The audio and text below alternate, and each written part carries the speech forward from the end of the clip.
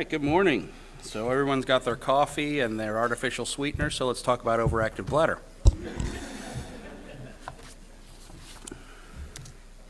So a little bit about me. So here are the objectives for today, and this is going to be a little bit of a kind of mix of treatment options, but I want to really focus on kind of development of a patient care pathway that you can bring back to your office and kind of walk your patients through. If they're not getting symptomatic improvement, kind of pushing them to the next line of therapy, because that's where I think the OAB population really has trouble, is they get lost.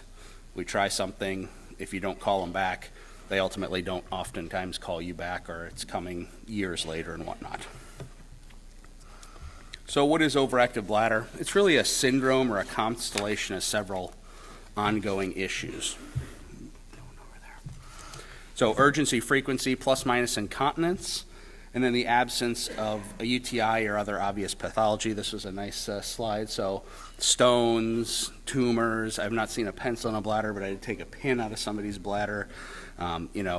Also unfortunate, but we have IUDs in bladders, so you have to kind of keep a wide-angled lens, but also not necessarily do a bunch of invasive workup for something that's unlikely to be found.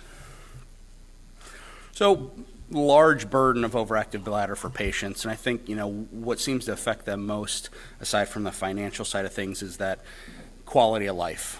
So they have increased depression, they have decreased self-esteem, decreased kind of sexuality about themselves.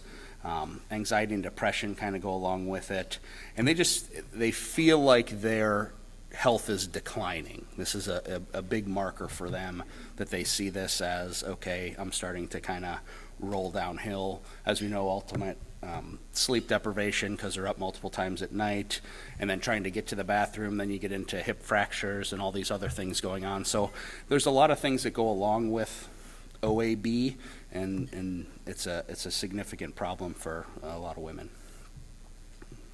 So here's a case, JD, Jane Doe, 57-year-old female, comes in with complaints of urinary incontinence. So, getting a targeted history, she's got mixed urinary incontinence symptoms for about 4 years.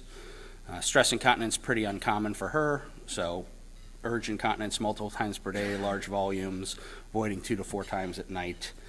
So you're doing your pelvic exam. And I'm looking for, prolapse to see if there's any association there, looking for vaginal atrophy, and then pelvic floor muscle examination. And those are kind of the 3 things that I'm highlighting on my kind of mixed incontinence or OAB patients.